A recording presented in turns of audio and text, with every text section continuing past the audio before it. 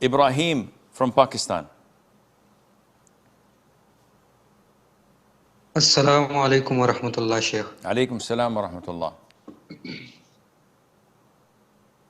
Sheikh, how do you interpret the hadith in Sunan Ibn Majah in which Mother Aisha narrates that at the time of Prophet's death, when people were busy with his funeral, there was a written sheet in her house containing verses about stoning and about an adult being breastfed 10 times to establish foster relationship, and that a sheep came and ate that paper.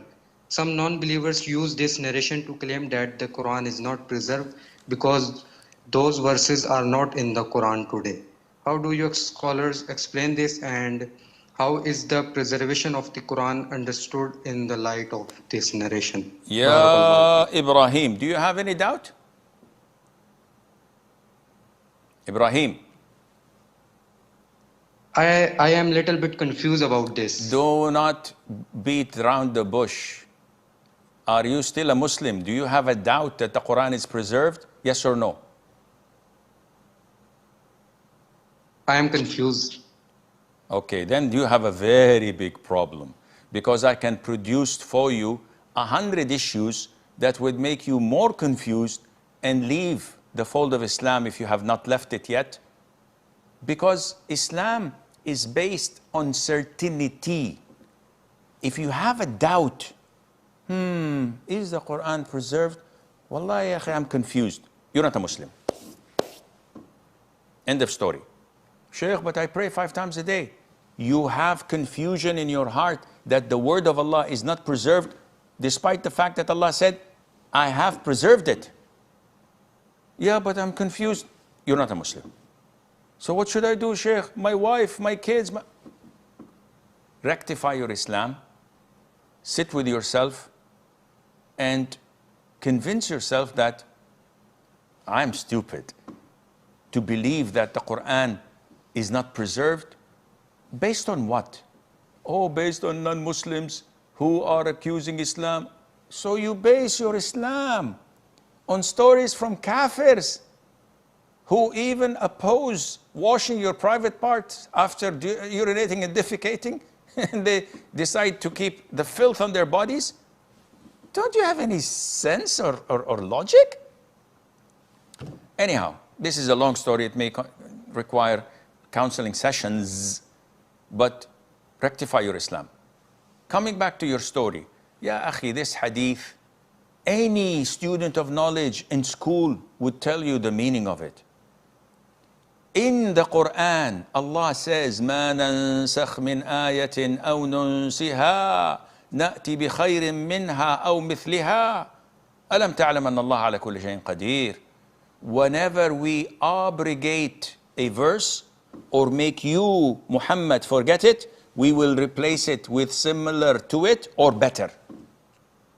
Allah is the one who's telling us He may abrogate verses of the Quran. An abrogation can be physical, meaning that the ayah was in the Quran and Allah Azza wa Jal abrogated it and took it away. Now, the Quran we have, it's not there anymore. So physically it's gone, but the ruling stays. And the ruling is, number 1, the stoning of an adulterer. The ruling is still in there. The ayah was abrogated, taken physically. And that the suckling of a child below the age of 2 years has to be 10. This was abrogated into 5. This ayah was abrogated physically, and also the ruling was abrogated. So physically, from 10 to 5, it's taken. From 5 nowadays is also taken, but the ruling stays. So the 10 sucklings, this was abrogated physically and the ruling as well. And there are many things that the director is telling me the time is up. So in a nutshell, children know the rulings, akhi. The verses were abrogated. So what was written was only the ruling on a piece of paper. A sheep that comes and eats it, so what? The knowledge is in the chests of people. The Quran is in the chest of people. We can write the same copy of the Quran overnight, all over the world. And it is not distorted, and it's not interrupted, and it's not altered or changed for the past 15 centuries, no matter what they say and no matter what they try. This is all the time we have.